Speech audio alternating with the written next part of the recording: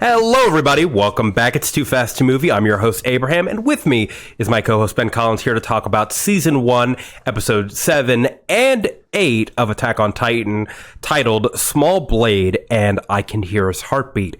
The Struggle for Trust, Part 3 and 4. Now, before we begin, please be sure to like, comment, and subscribe. Tell us what you think about these episodes. And hey, we might include some of these comments in our next episode when we discuss them. Hey, we do that all the time. So, without further ado, spoilers ahead for not just this episode, but all episodes of Attack on Titan. You have been warned. This is a great episode because it's the one that makes everyone go, oh, Mikasa's going to be the main character? Oh, no. Oh, yeah, we've been wanting to talk about this. And it's a shame, too, because, like, I would have loved to see that. And, well, it's kind of... I'm totally forgetting the name of the character type. I'm just going to call it a... Ned Stark? Ned Stark scenario of creating a character who you think is the main character. That's what we thought was going to happen when everybody first watched this. Yeah. So that is a valid method of doing it. However, there can always be problems with other shows, RWBY. Yeah. Yeah. If you're going to do that, at least... establish power and be consistent. That's my comment for RWBY. Yeah.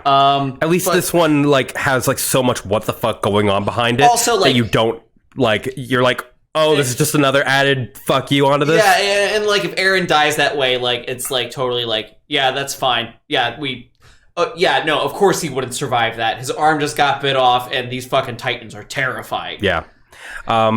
We're going to talk about all that and more, so let's go ahead and just jump into the recap. We'll go ahead and read it off for those of you that have not seen it in a minute.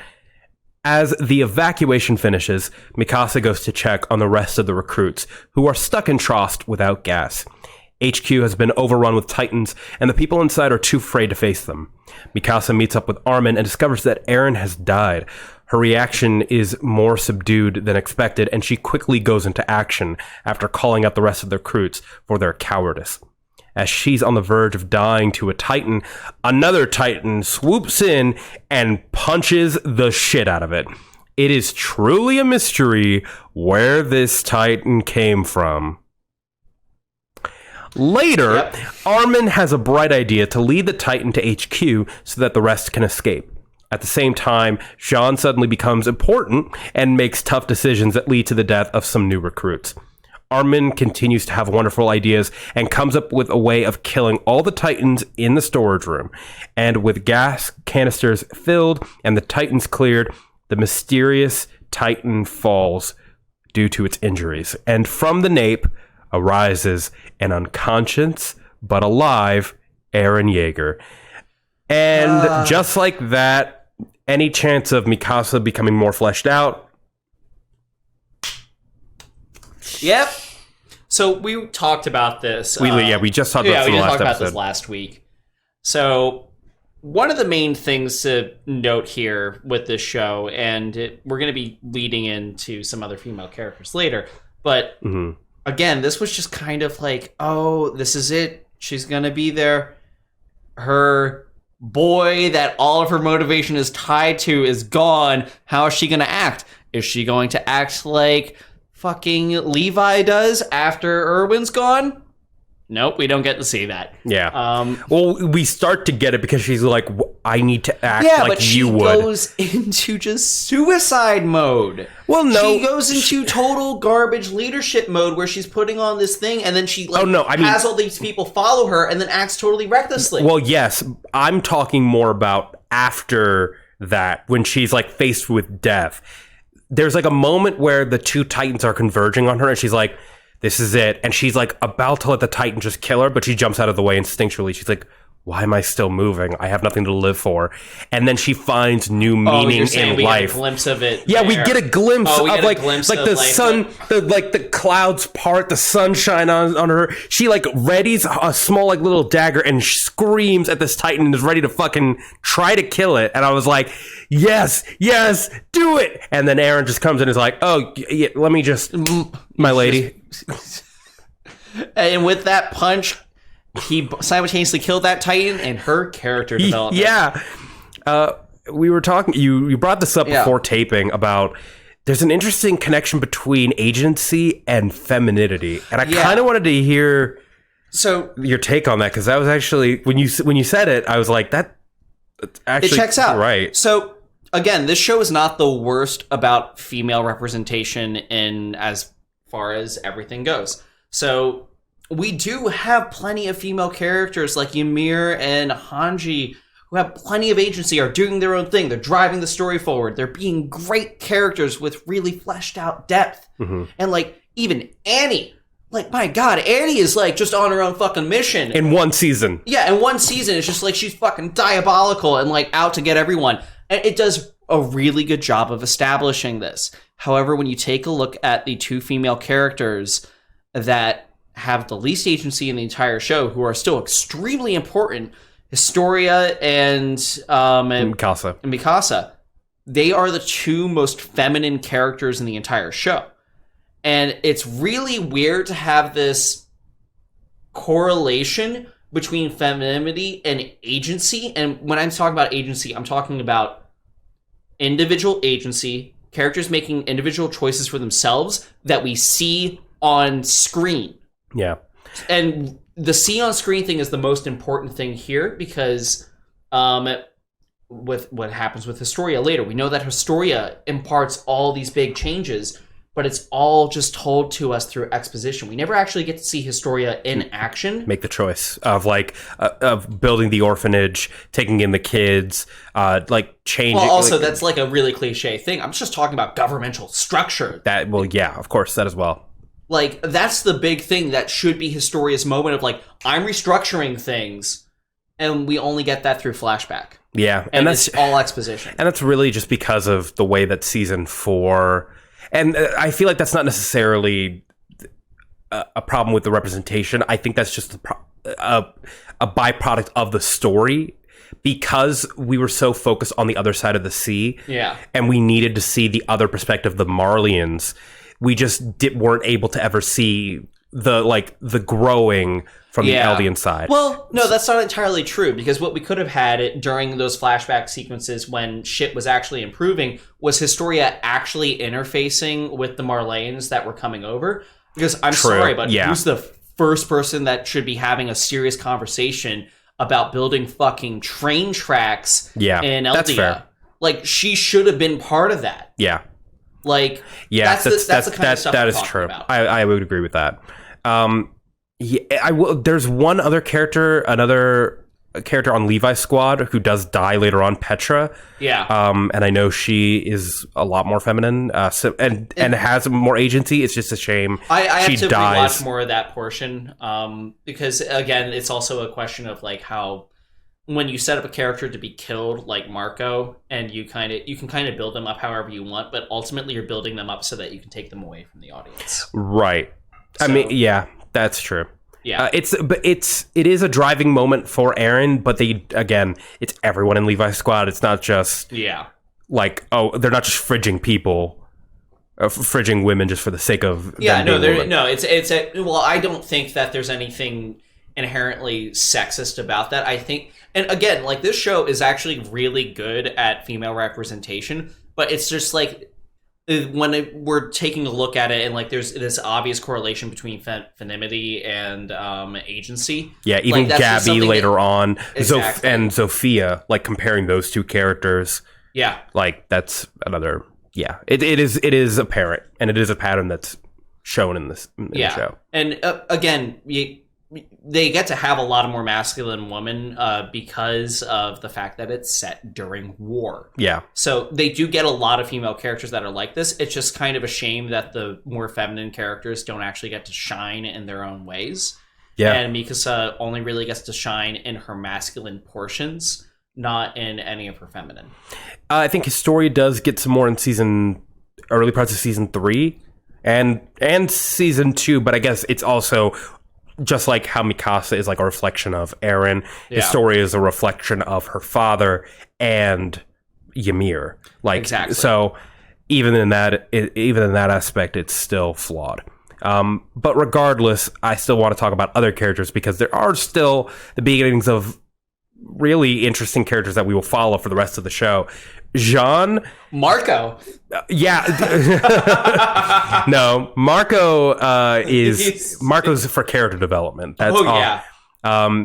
Yeah. But Jean, like, it's crazy because in the beginning of the show, he's an arrogant asshole, fights with Eren, only cares about being in the military police, calls him a suicidal asshole. And then he has this cool moment with Marco, who's like, yeah, you're actually pretty good at being a leader, and you're good at leading because you know what it's like to be weak. Like, you know what it's like to be at the bottom, which puts everything in perspective.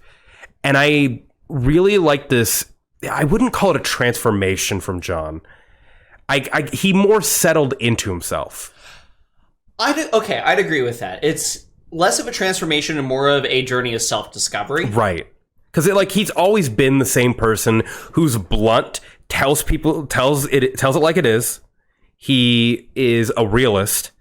He really does not take bullshit from anyone. Yeah. And that never changes, and I'm glad that it's not like a character having to unlearn something. In fact, it's just a character just trying to, like you said, journey of self-discovery. Yeah. And again, the whole bit with Marco pointing out that he's a good leader, you have to remember that Marco does that like at a really important time because Jean just gave orders that basically they left people for dead. Yeah, they on their way to the HQ, like 2-3 people died, maybe even more. Yeah, and his orders were, don't go back for them. We have to get there because if we don't pull this off and get those gas canisters, we all die. We're all gone. Yeah. And that's a moment that's like pretty much the first time that John has ever had to take on leadership. And I think the most important thing for him, and the reason why this is such an important journey of self-discovery, is because he finally sees that he can be responsible for other people's lives and be considered to make the right call, which honestly, in my opinion, gives him that push to believe that he can really do this in the Scouts. And what's even more heartbreaking is that Marco is the one who gives him that, and then he dies later on. Trying to protect him. That's the main thing. But he tried to warn them about... Well, wait, what do you mean? Tried to protect Okay, so who? I've seen that episode up ahead. So initially what ends up happening is Marco peels off from a larger Titan to distract the Titan that's going after Jean, because Jean is stuck on the ground. Oh, that was Marco. That was Marco. So what we know as the audience is Marco eventually gets away from that Titan and then catches up with Reiner and Bertolt and just overhears something. It's just like, hey guys, what are you talking about? What do you mean transform? Just mind your own fucking business, Marco. Yeah, I hate it when a character is too smart for their own good. And they shouldn't be. And it's poor buddy. It's a shame too, because I think Marco, he was created for character development of 2 separate characters. Yeah, it's wild. I think Marco could have done more. I really do. I think he was a side character, unlike the ones that in Eren's squad. Because, let's be honest. Eren's squad, who died in episode 4 or whatever it was, pigtail girl, blonde guy who was like, you want to face the Titans? Fine, I do too. First one to go. Their development is very one note. Yeah. Marco has a very good arc in that he provides the foundation for other characters and tries to lift them up. Yeah. And that supporting character is actually kind of absent in the rest of the show. There isn't a character that everyone relies on other than Erwin, but that's a leadership position. Yeah. Someone who would throw you to the wayside if it meant the you could argue Armin also fills this slot, but he does it for a very specific group of people, right? And is very much tackling his own issues at all times. Yeah. So honestly, I don't if you were to have Marco have stayed in further, which is hysterical because most people in the Attack on Titan community know that character by name. We know exactly who he is, what happens to him, and what the tragedy is with that. So he's actually really important to a lot of the fans. Yeah. But if you were to have him fully fleshed out, you would have to give him conflict as well. And you'd have to give him an arc that isn't just being supporting for other people. Which just becomes a lot of writing stuff. And then he becomes just a copycat of potentially... Sasha, really. I was going to say... from a supporting standpoint, because Sasha doesn't... Sasha has her own agenda, and it's food. Like, that's the thing. True. Like, he would have to have a stupid-ass agenda and also be the mom friend in order for it to work. He'd have to be total comic relief. Yeah. That's you don't want to because if you give him a serious arc, he becomes just Armin, but, like, slightly happier. And less smart. Yes. Yeah, so, fair. Like, that is fair. And in this world of darkness, I guess, like, you don't... comedic relief. There's only one for room, and it was Sasha. Yeah. And they had to kill her. Yeah. That was... Well, you cannot have the story that we're having in season 4 with a comic relief character.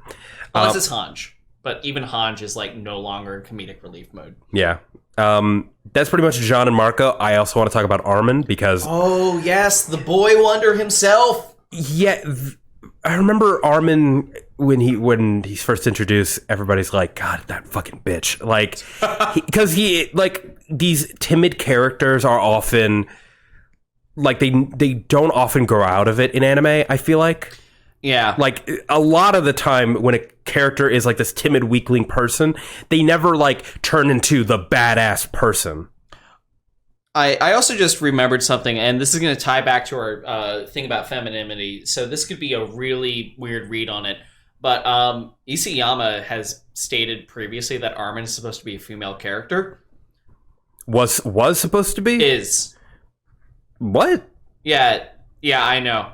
Go ahead and Google keep talking, and I will Google. Yeah, go ahead and Google that.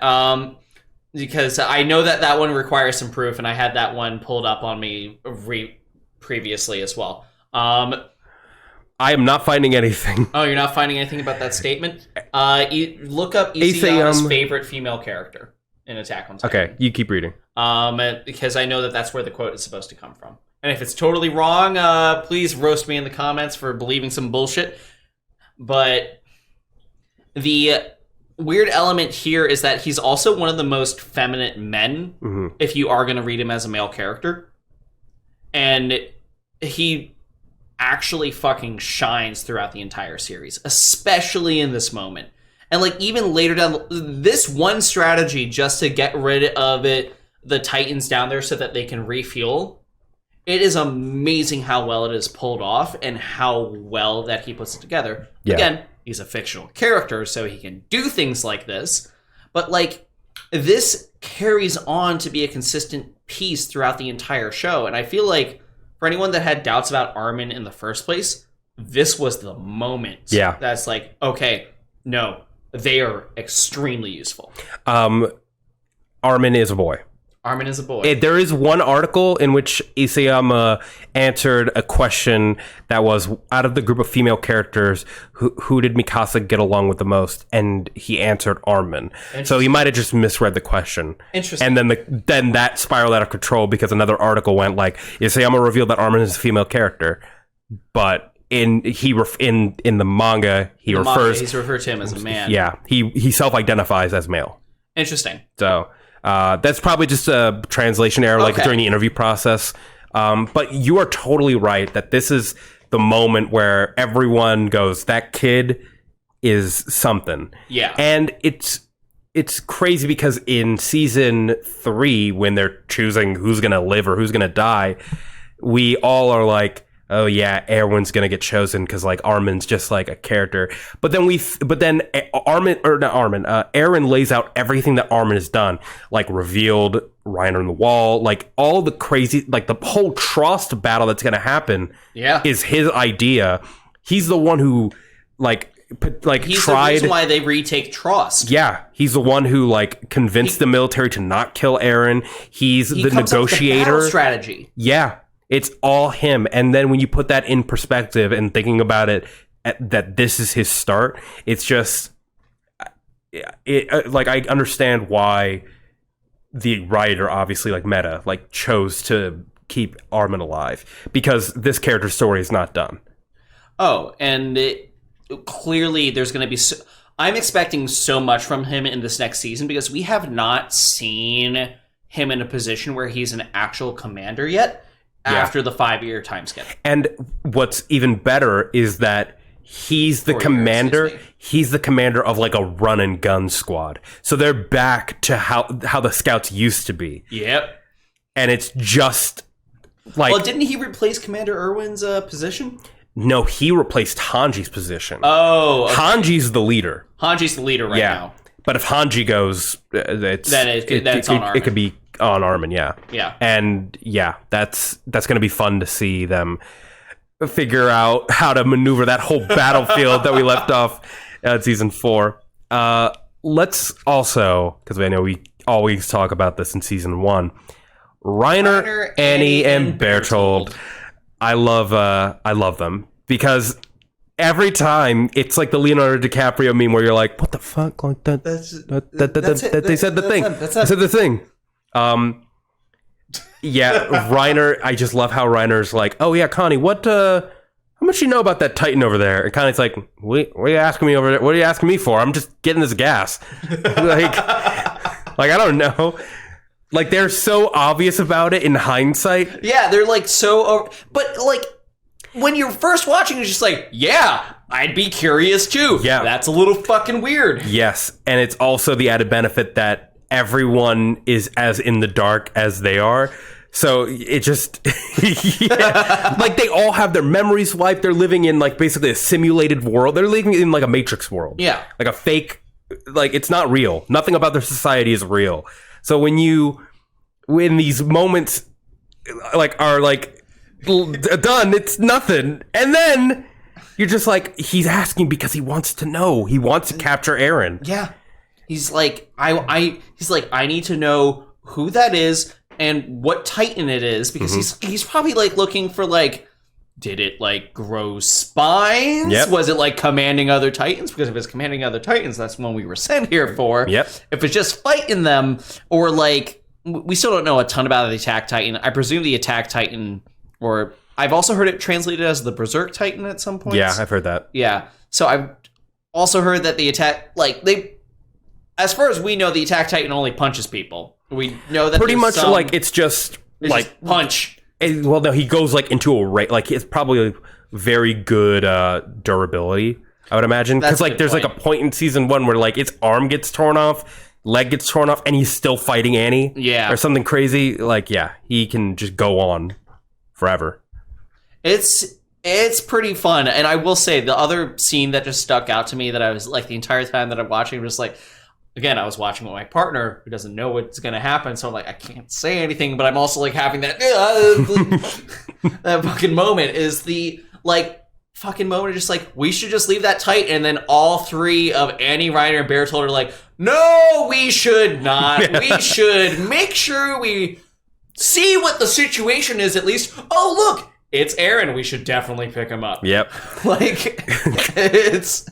I think also that's just speaking of Eren coming back, I think that's the only time we've ever seen Mikasa like weep. I'm trying to think. I think there's moments later down the line where she thinks Eren might be... the issue is that they're all... Again, the issue with Mikasa's character is anytime she's having an emotional day, and it has to do with Eren. Yeah. So I'm pretty sure she cries over Eren like 3 more times throughout the show. I think it's this moment... Season 4, when he tells her he hates her. When he's being a fucking asshole? Yeah. Yeah, I would cry too. That's one. And I think the other times, it's more just like the realization is set in. I don't think she like actually... I think there might be moments later down the lines maybe. where I could be wrong. They either believe Eren is dead or Eren is kidnapped or things like that. Yeah. There are certainly moments... I know the emotion is there. I just don't know if weeping specifically is shown. Unfortunately, I would have to go further. This anime has not done her enough justice for me to believe that this is the only time that they make her weep. That is fair. So, we could very well be wrong. Does Mikasa cry? Let us know down in the comment section down below.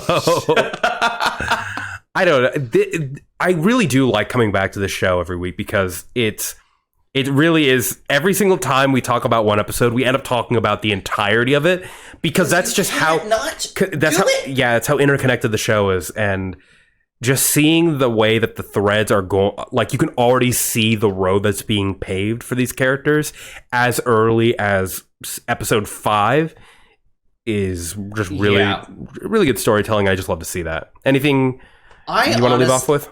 Honestly, this like batch of episodes for me is like I'm watching this with my partner and everything, and I can't like just be like, oh, that makes sense out loud, because then they're going to start overanalyzing everything. Yep. Which is kind of a fun thing to make someone do, but also kind of mean. Yeah.